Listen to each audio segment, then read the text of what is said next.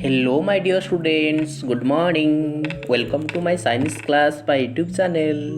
आज आम जाना सप्तम श्रेणी विज्ञान बहिर तंतुर वस्त्र प्रसंगर पशम तंतु बा उल संपर्क तुम्हें माने समस्ते शीत दिन साल जैकेट कंबल मफलर इत्यादि शीत वस्त्र व्यवहार करुव।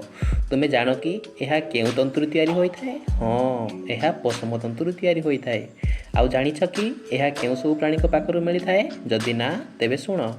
यह साधारणतः मेंढा, चमरी गाई, अंगोरा छेली, काश्मीर छेली, ओट, लामा, आल्पाका भली लोमस प्राणी पाखर पाई था। पिलामाने तुमे माने निश्चित भाव में मेंढा देखिथिब। पशम पाइबापी मुख्यतः मेंढा पालन करा जाए। सेमानक नरम लोमरू पशम तंतु मिलता है। तेबे आस मेंढा पालन और पशम प्रस्तुति किपरि हुए से संपर्क में यह वीडियो माध्यम जानिबा। तुमे जदि जम्मू काश्मीर, हिमाचल प्रदेश, उत्तरांचल, अरुणाचल प्रदेश और सिक्किम पहाड़िया अंचल किंबा हरियाणा, पंजाब, राजस्थान और गुजरात समतल अंचल बुलीजिब सेठारे एहीपरि मेंढा गोट देखा पाइब। मेंढा माने तृणभोजी प्राणी। से माने घास पत्र खाइबाकू इच्छा करती। यह सहित विभिन्न शस्य, डाली, चोकड़, जौ और पिड़िया सह किसी लुण मिसाई एमानकू खाइबाकू दिया हुए। शीत दिने मेंढा मानकू घरे रखी पत्र, शस्य दाना और शुक्ला नड़ा खाइबाकू दिया जाए।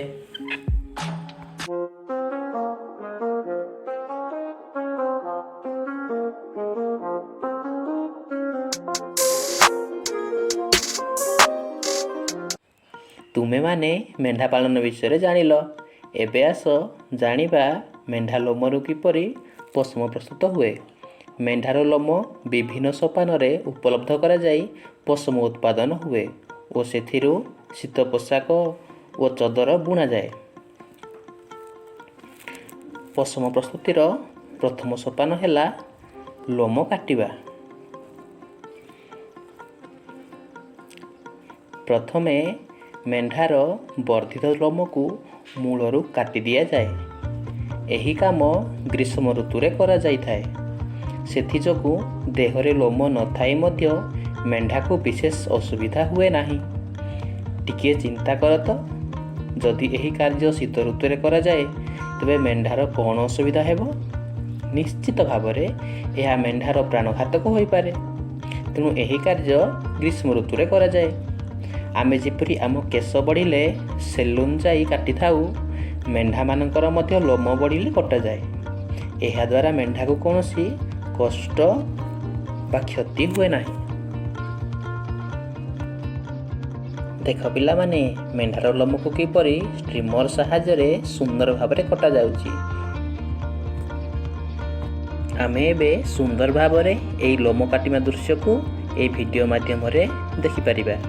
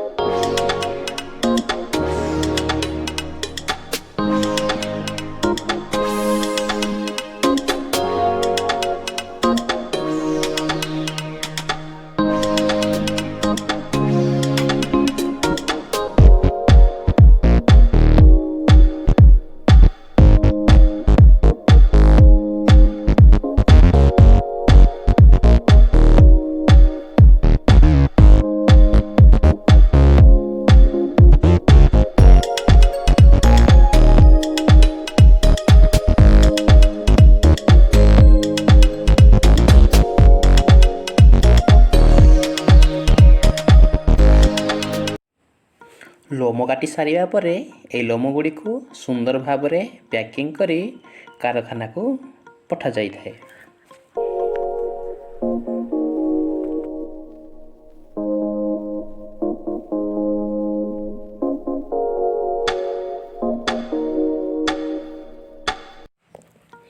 एबे आमे जानिबा द्वितीय सोपान विषय रे। द्वितीय सोपानटी हैला लोम गुड़ी को परिष्कार करिबा। मेंढार लोमरे अनेक प्रकारर मैला जमी रही थाए। ତେଣୁ ଏହି ସୋପାନରେ କଟାଯାଇଥିବା ଲୋମକୁ ଏକ ବୃହତ୍ ପାତ୍ରରେ ଭଲ ଭାବରେ ପରିଷ୍କାର କରାଯାଏ। ଏହାଦ୍ୱାରା ଲୋମରେ ଲାଗିଥିବା ଧୂଳି, ମଳି ଓ ତେଲିଆ ପଦାର୍ଥ ସବୁ ବାହାରିଯାଏ। ଏହି ସଫା କରିବା କାର୍ଯ୍ୟ ଏବେ ମେସିନ୍ ଦ୍ୱାରା କରାଯାଉଛି। ଦେଖ କେମିତି ସୁନ୍ଦର ଭାବରେ ମେସିନ୍ ଦ୍ୱାରା ମେଣ୍ଢାର ଲୋମକୁ ସଫା କରାଯାଉଛି।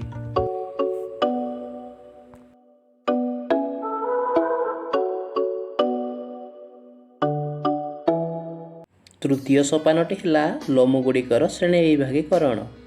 ଏହି ସୋପାନରେ ଲୋମକୁ ପରିଷ୍କାର କରାଯାଇ ଭିନ୍ନ ଭିନ୍ନ ପ୍ରକାର ଲୋମକୁ ଅଲଗା ଅଲଗା କରି ସଜାଇ ରଖାଯାଏ।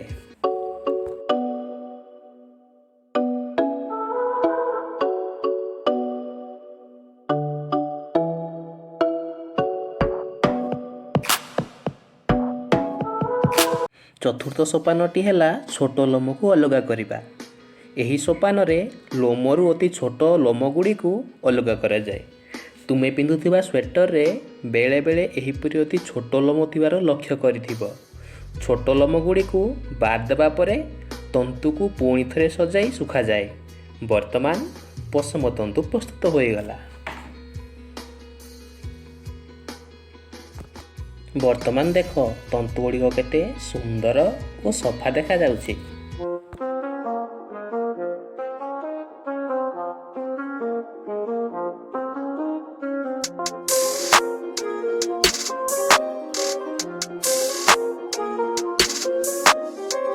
ଏବେ ଆମେ ଜାଣିବା ତାର ପରବର୍ତ୍ତୀ ସୋପାନ ବିଷୟରେ। ପଞ୍ଚମ ସୋପାନଟି ହେଲା ଆବଶ୍ୟକତା ଅନୁଯାୟୀ ରଙ୍ଗ ଦେବା। ଛେଳି ଓ ମେଣ୍ଢା ଲୋମର ପ୍ରାକୃତିକ ରଙ୍ଗ ସାଧାରଣତଃ କଳା, ଧଳା କିମ୍ବା ବାଦାମୀ ରଙ୍ଗ। ଏହି ଶୁଖିଲା ତନ୍ତୁକୁ ଆବଶ୍ୟକତା ଅନୁଯାୟୀ ବିଭିନ୍ନ ରଙ୍ଗରେ ରଙ୍ଗା ଯାଇଥାଏ, ଯାହାଫଳରେ କି ବୁଣାକାରମାନେ ତାଙ୍କର ବସ୍ତ୍ରଗୁଡ଼ିକୁ ସୁନ୍ଦର ଭାବରେ ଡିଜାଇନ୍ କରିପାରିବେ ଏବଂ ଏହା ଲୋକମାନଙ୍କୁ ମଧ୍ୟ ଅଧିକ ଆକୃଷ୍ଟ କରିପାରିବ। ଦେଖ ଏହି ତନ୍ତୁଗୁଡ଼ିକୁ କଲର୍ ଦେବା ପରେ କେତେ ସୁନ୍ଦର ଦେଖାଯାଉଛି।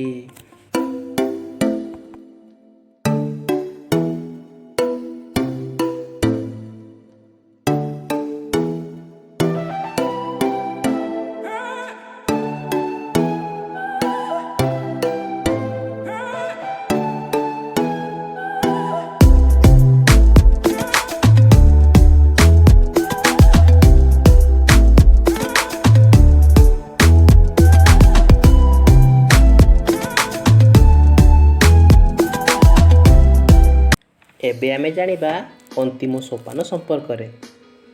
ଷଷ୍ଠ ସୋପାନଟି ହେଲା ସୂତା କାଟିବା। ଏହି ସୋପାନରେ ତନ୍ତୁଗୁଡ଼ିକୁ ସଳଖ କରି ଗୁଡ଼ାଇ ଗୁଡ଼ାଇ ସୂତା କଟାଯାଏ। ଏହି ପ୍ରକ୍ରିୟାଟି ଏବେ ମେସିନ୍ ମାଧ୍ୟମରେ ଖୁବ୍ ସୁନ୍ଦର ଭାବରେ କରାଯାଉଛି। ଏବେ ଦେଖିନିଅ ଏହି ମେସିନ୍ଟି କିପରି ପଶମ ତନ୍ତୁରୁ ସୂତା ପ୍ରସ୍ତୁତି କରୁଛି।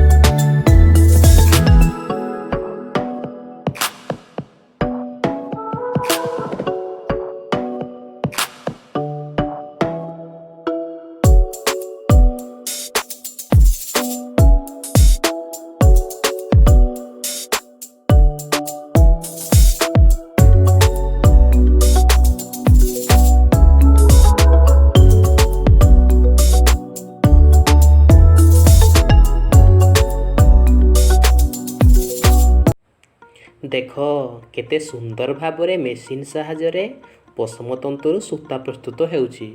ଦେଖିବାକୁ ନିଶ୍ଚିତ ଭାବରେ ଖୁବ୍ ଖୁସି ଲାଗୁଛି ନା?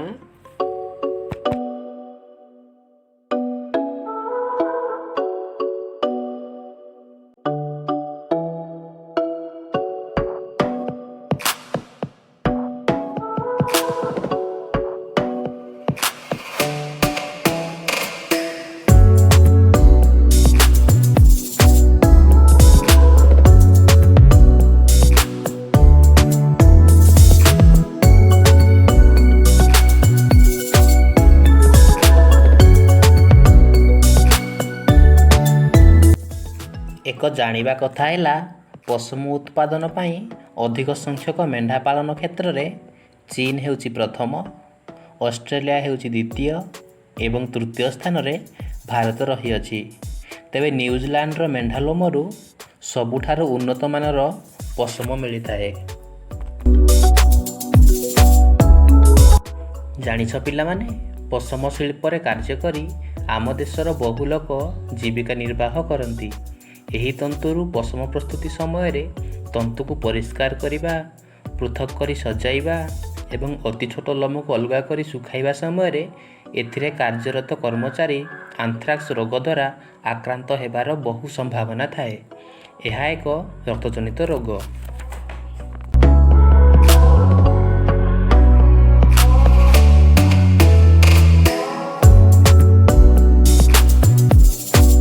ଏବେ ଦେଖିବା ଆଗକାଳର ଲୋକମାନେ କିପରି ଘରେ ବସି ସୂତା କାଟୁଥିଲେ।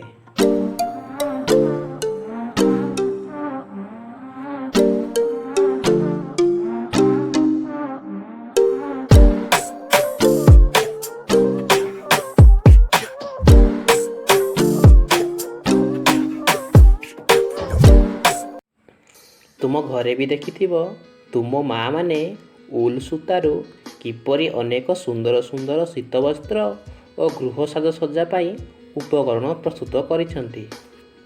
ଏସବୁ ଦେଖିବାକୁ ଖୁବ୍ ସୁନ୍ଦର ନିଶ୍ଚିତ ଭାବରେ।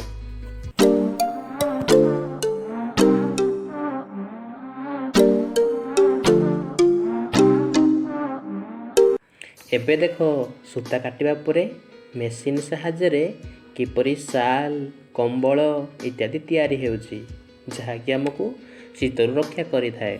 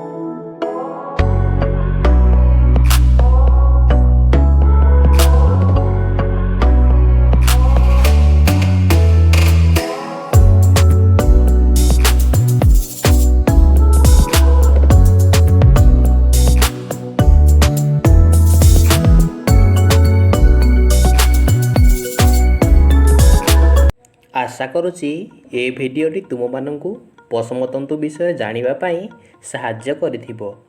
ଭିଡ଼ିଓଟି ତୁମମାନଙ୍କୁ କିପରି ଲାଗିଲା ନିଶ୍ଚିତ ଭାବରେ କମେଣ୍ଟ ବକ୍ସରେ ନିଜର ମତାମତ ଜଣାଇବ। ଭିଡ଼ିଓଟିକୁ ଶେଷ ପର୍ଯ୍ୟନ୍ତ ଦେଖିଥିବାରୁ ବହୁତ ବହୁତ ଧନ୍ୟବାଦ।